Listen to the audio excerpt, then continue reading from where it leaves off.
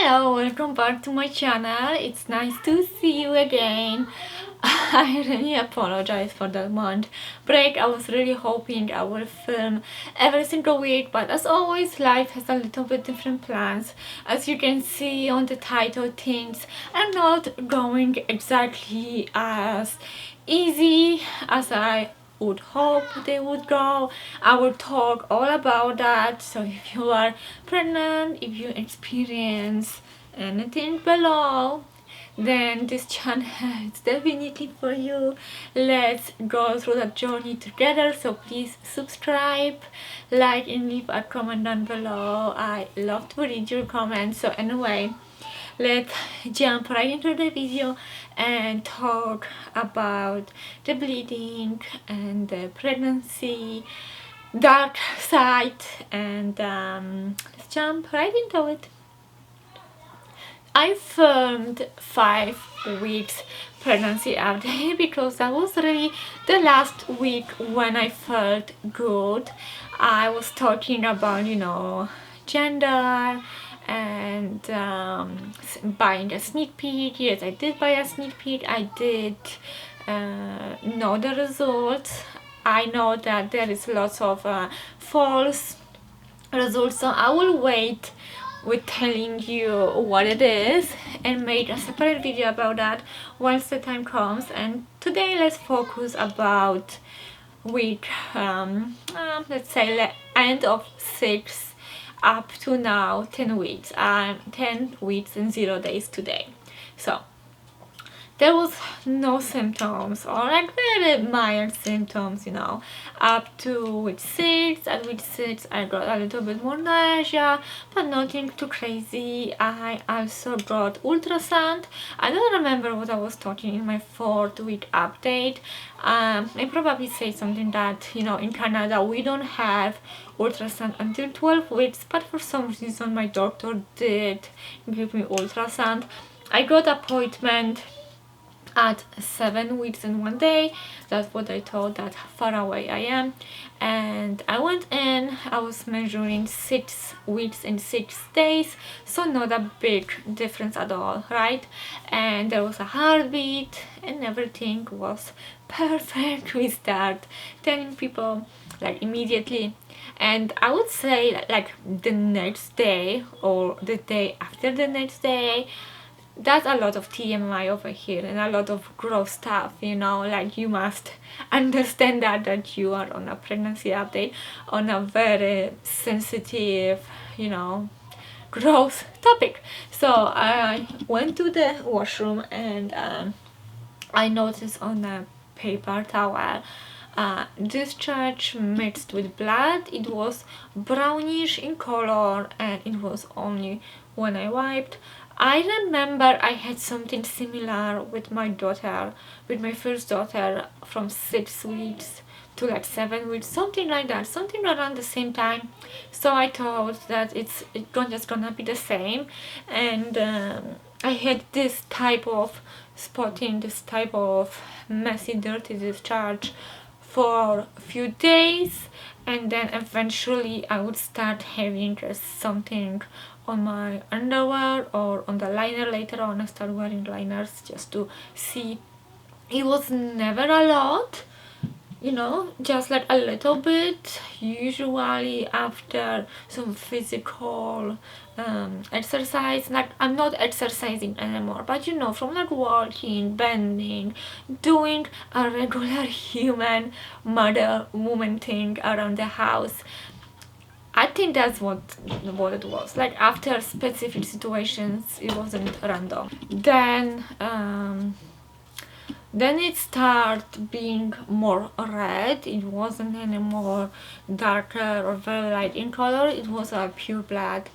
And eventually, I remember it was Tuesday, basically a week after my ultrasound. Okay, so all of that happened in 1 week. I went to my mother-in-law and with the dog. I was watching the dog and I can feel something, okay? So I went to the washroom and there was a live red blood on the pad. that would scare the shit out of anyone, okay? Then I wiped and there was a lot on the toilet paper. So all scary, scary stuff, right? Thankfully, like, my mother-in-law could look after my daughters, and you know, everything, you know, was going through my mind. I had that ultrasound a week before that and everything was perfectly fine. Plus, you know, they didn't tell me that there is anything, you know, growing with the baby, so I thought that that's not the point at all. I, you know, obviously get really stressed out, and all I wanted to know is if this baby is alive and it grew to the, you know, weight it's supposed to be. So in Canada it's not so easy to like get anything done, really.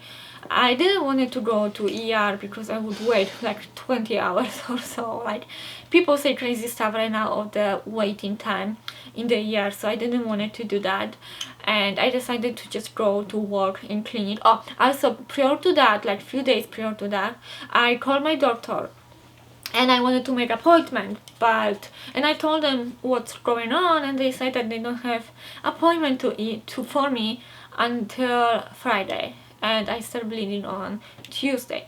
Okay, so this is what I should mention that. So I went to a random working clinic. I wanted a working clinic completely random that doesn't have any waiting time in the room. Maybe if I had to wait like 30 minutes, if there were like 2-3 people in front of me, I would wait. But generally speaking, I wanted in and out. And my goal was to get ultrasound. Doppler at that point, you know, I would be only 8 weeks. It's not really possible to hear the baby's heartbeat. Like, people don't recommend it to look for it, and I got so lucky, guys, because the lady who she didn't examine me, she like didn't even talk much at all, but she gave me the ultrasound, no problem. I kind of made it sound, you know, that bleeding worse than it was, but just so I can get an ultrasound. And now with the ultrasound, there is no walk in, okay? You need appointment, and you usually wait a week or 2 weeks minimum to get for the ultrasound right now. And I wanted that day, okay, that very minute. So I got that ultrasound, and across the street there is a place, but they are always busy and you always need to wait. But you know, I was right there, so I just, you know, go across the street and what's you know, thinking to try. So I go to the receptionist and I tell her, listen, I got that referral, it's not gonna take long, all I want to know, because the referral only said if there is a heartbeat, it didn't say anything else. Just, you know, check it out, it's gonna take 5 minutes really.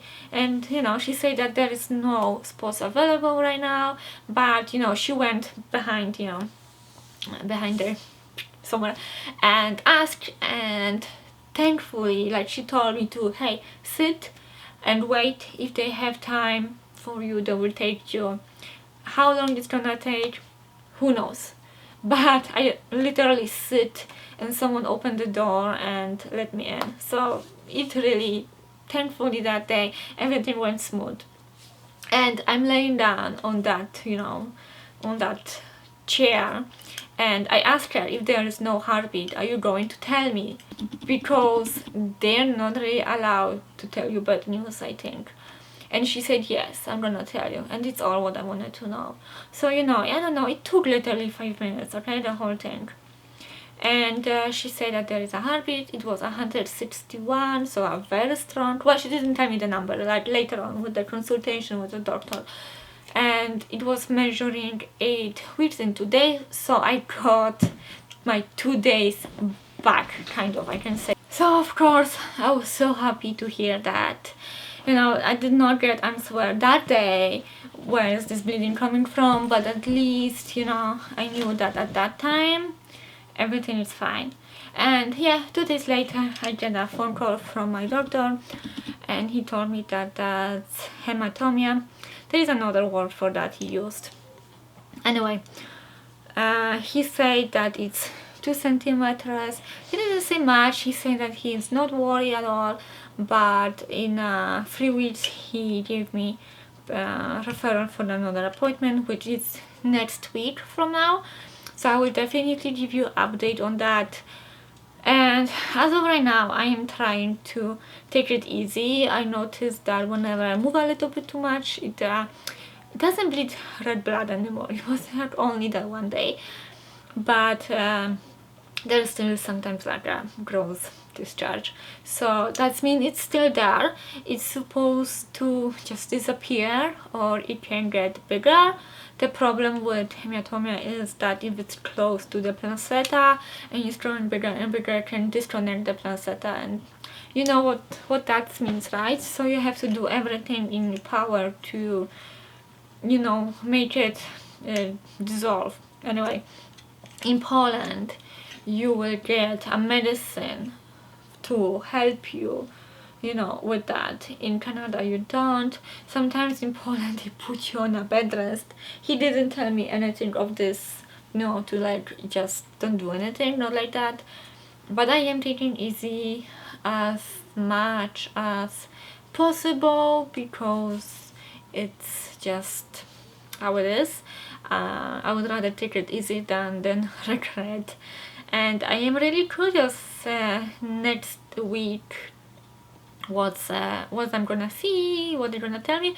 But you know what's really interesting, that first lady at that ultrasound, like 6 days and 6 weeks and 6 days, did not see that because it will be there already. I literally start spotting like a day or 2 days after, so it must be there, and there is no information about that at all. So now I don't know, I wanted to go for prenatals there because it's a cool place. They let your husband in and they, you know, tell you what they see, but I don't know. I would rather they being correct than nice that way. Anyway, that's the update for weeks 8 to 10.